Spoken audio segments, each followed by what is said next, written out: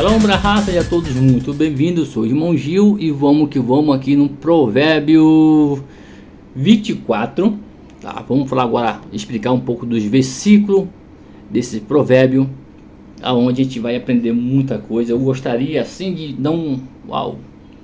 Pessoal, se eu fosse dar um estudo a vocês iam ficar assim, sabe, cansado. Então muitas vezes eu gosto de fazer vídeos pequenos para não ter que cansar vocês. Essa é a pura verdade, tá? Então muitas vezes eu passo rápido pelos estudos, mas eu quero atrair a atenção de vocês, tá ok? É isso que eu quero. Bom, então vamos lá, vamos estar aqui os provérbios, vamos estar aqui os versículos, e existem versículos principais, muito mais elevados, mas eu quero aqui abreviar aqui esses versículos para não ficar muito grande o vídeo, tá ok?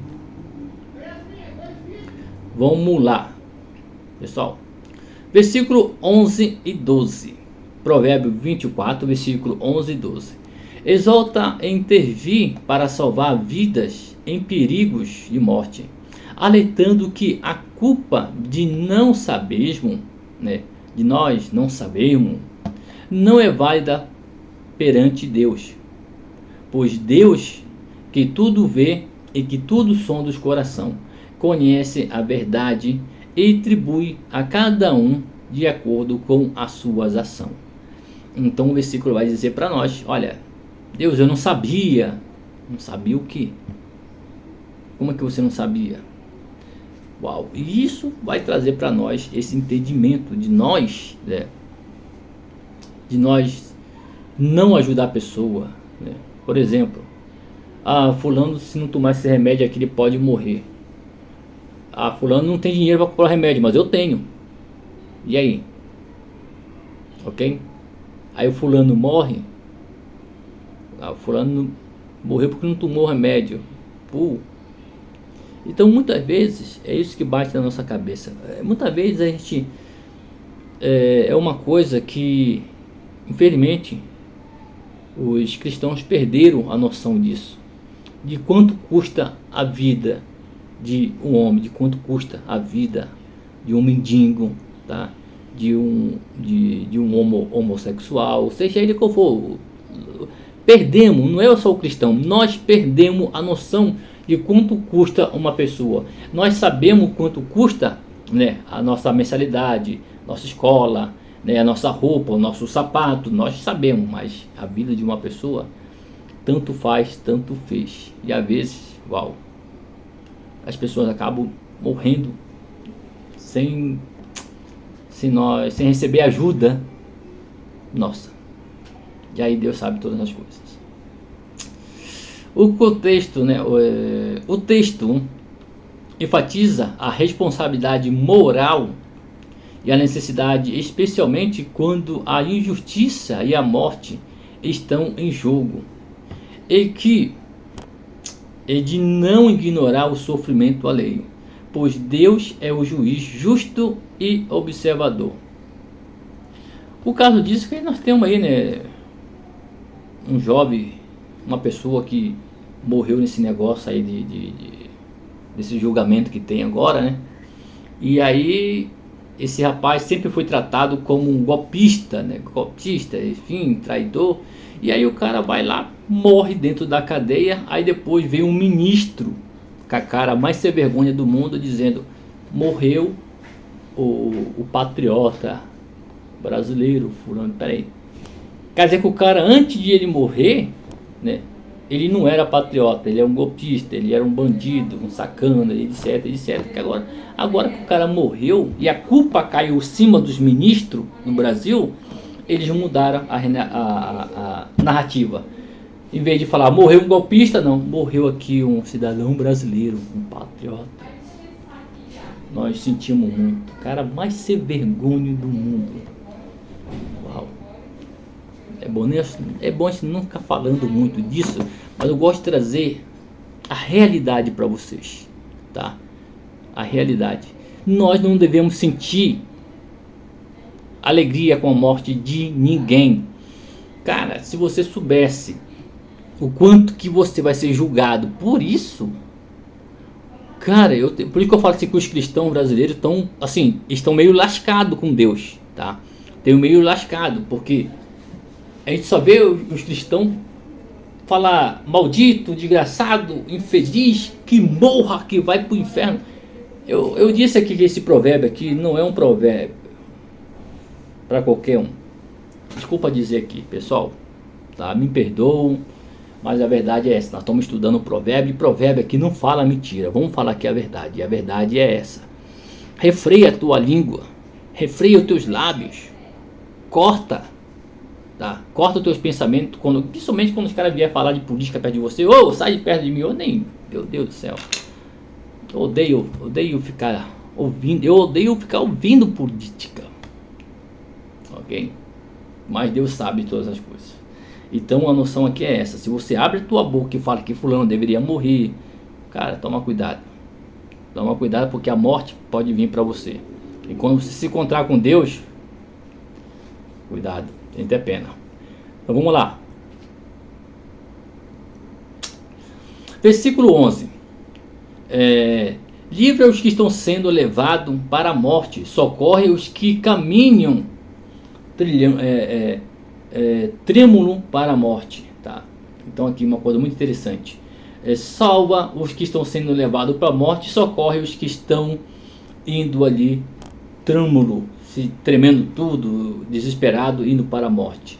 Devemos ajudar essas pessoas, se elas for honestas, se elas são pessoas honestas, se elas estão ali sem culpa. É isso que nós estamos dizendo. Nós também não devemos ter pena de quem pratica mal, tá ok? Mal, mas é isso que a Bíblia fala para nós. A Bíblia também fala a respeito disso, que nós não devemos socorrer, comprar um escravo que é assassino, tá? Não devemos comprar. A Bíblia fala a respeito disso, mas isso aí é um estudo maior para explicar sobre o que é escravo, sobre o que é um bandido, sobre o que é isso, tá? Mas nós não devemos ter pena das pessoas que matam, que estrupam. Enfim, a justiça tem que ser feita e ela tem que ser encarada para todo mundo. Já ficou muito grande, né, pessoal? Eu falei para vocês aqui, mas vamos embora. Versículo 11.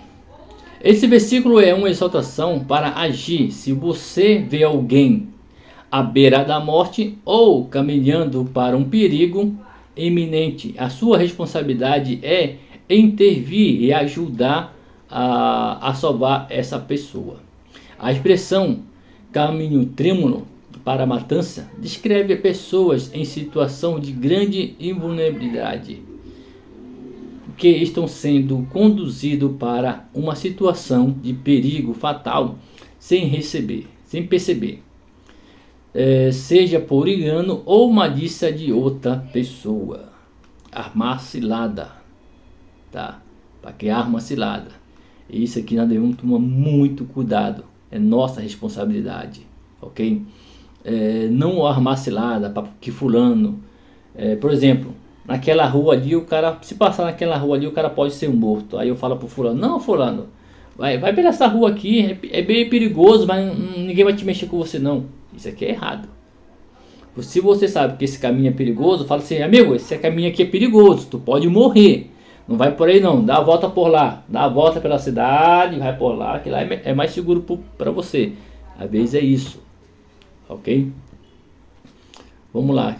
E devemos ajudar, sem dúvida, que era o caso ali do bom samaritano, tá? Mas aí também tem outras explicações que não vai caber aqui agora, ok? Não dizer tu és e não souber, e nem aqueles que peçam oração ou consideram, nem quanto guarda a tua alma sabe, ok? Este questionamento retrófico desmascara a desculpa e a ignorância. Diz, eis que não soubemos, ou eu não sabia, eis que não sabia de nada, e a pessoa tenta se justificar em sua inação. Mas o texto lembra que Deus é aquele que pesa o coração, ou seja, ele sonda, né? Ele sonda o coração e conhece toda a verdade por trás da intenção. Uau! Olha aí. Ah, eu não sabia. Não sabia não? Olha lá. Papai lá em cima sabe todas as coisas, meu amigo. Segura a onda. Tu vai sofrer castigo. É. Uau. Não tem como sair dessa, cara. Não tem. Tá? É a mesma coisa o cara fazer, irmão, ah, não, eu não fiz isso não. Tá lá as câmeras, tudo filmado. Tudo filmado, câmera filmado pra tudo que é lado, cara. E o cara fala que, não foi eu não, não foi eu não. Aqui, ó, 50 câmeras te vendo, cara. Deus não pode ser enganado. Eis que ele conhece os pensamentos e as intenções de cada pessoa e também aqueles que guardam a tua alma. E observa o que acontece. Ele está ali, ó, só te observando, só te guardando. Eu quero saber qual é a tua intenção. Na verdade, Deus dá a oportunidade de nós nos salvar. Tá? Muitas vezes, uau, vai ficar grande, cara, vai ficar grande. Muitas vezes tem uma situação que vai acontecer com a gente no futuro e Deus está falando assim, poxa vida, vai acontecer uma coisa muito ruim com esse cara no futuro. Eu tenho que fazer coisas para diminuir isso. Eu tenho que fazer coisas para que ele troque a situação que ele está vivendo. E aí eu vou ajudar ele fazendo isso aqui. Vou dar 2 oportunidades para ele sair dessa situação no futuro. E aí o cara tem a oportunidade de fazer o bem, não faz. Não faz uma, não faz 2. Cara, eu te dei a oportunidade de você fazer o bem 2 vezes. E você faz o mal ainda. Aí o mal vem. Ok? Isso é mais uma explicação cabalística, mas não vamos falar aqui agora, tá? Não pagará ele ao homem segundo as suas obras? Deus, e essa consequência da inação, da tentativa de se desculpar, né, de sair fora dessa culpa, né? Deus é um juiz justo e ele não pagará ao homem segundo as suas obras. O que significa ele dará a cada um aquilo que merece de acordo com as suas atitudes. Ou seja, Deus quer que a gente faça uma atitude boa aqui, agora, para que mais tarde, quando vier o julgamento, ele fale, não, esse cara aí, ó, ele pode ter, ele errou, mas aqui, ó, a partir de hoje, ele fez coisa boa, que é a situação de Jó, tá? A situação de Jó, só que a situação de Jó foi um pouco contrária, né? No começo ele pegou todas as coisas boas, depois veio a tentação. Mas na verdade tem que vir primeiro a tentação para depois vir as coisas boas. Uau, esse é outro estudo também. No nosso canal tem um estudo sobre Jó, ok? Ignorar o sofrimento alheio, especialmente quando se pode evitá-lo, né? Quando nós podemos evitar o cara passar mal, nós podemos intervir para salvar a sua vida. É um ato que será julgado por Deus.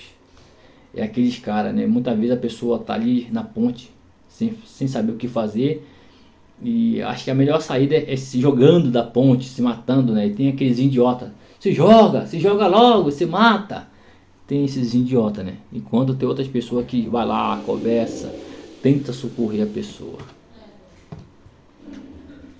Resumo. O texto incentiva a ação proativa e a pró da justiça e do bem-estar do seu próximo. E enfatiza que interferir em diante do sofrimento sob o pretexto de não souber ou não ser da sua conta, e não é uma desculpa válida aos olhos de Deus, que tudo vê e julga a nossa ação.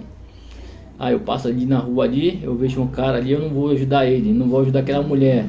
Eu ouvi falar que fulano tava assim, mas não sabia que ele ia morrer. Só de você orar por ele já é de bom tamanho. Não pode fazer muitas coisas? Aceita uma oração, meu amigo. Posso orar por você? Pronto, vou fazer uma campanha de oração por você, meu amigo. Deus vai te abençoar. Ufa. Vamos lá, pessoal. Versículo 13 e 14. Exorta a busca a sabedoria, comparando o mel, que é bom na boca, né? Que é bom, que é doce, que é doce para a alma, bem para a alma. Ok? Enquanto a sabedoria é recompensador, né? A sabedoria é recompensador e garante um futuro com esperança e que não será frustrada, pois ela traz benefício duradouro como saúde para a alma, fé e prosperidade. Ok? A sabedoria faz isso, é como um mel que é agradável. Tá? A doçura do mel e da sabedoria.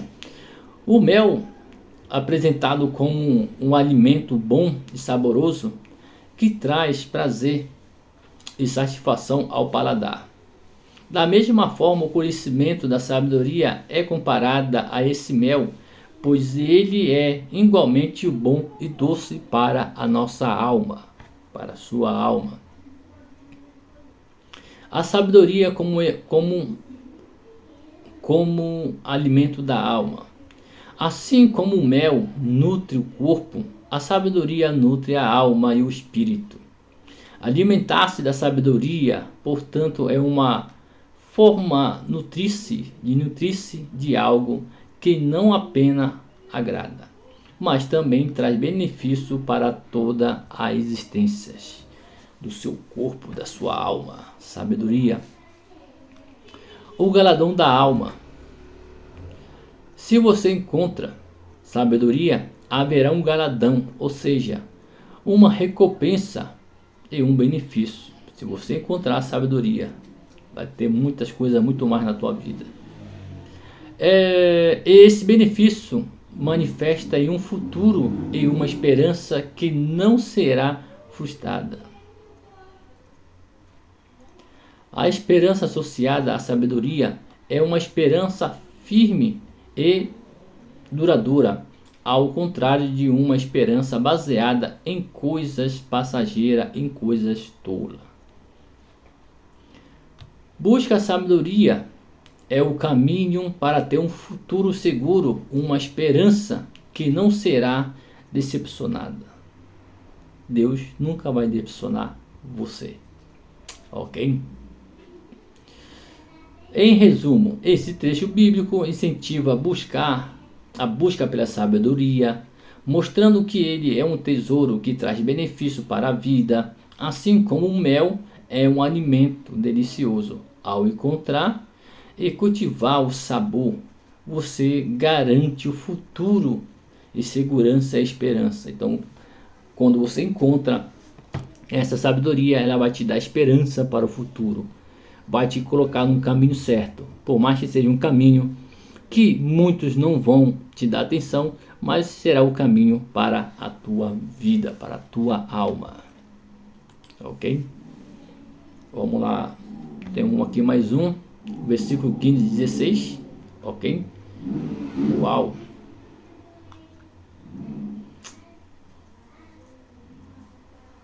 Adverte o ímpio para não prejudicar o justo, pois esse, embora caia 7 vezes, será levantado, enquanto os perversos cairão sem que ninguém os ergue. Ok? É o versículo que vai dizer isso para nós, né?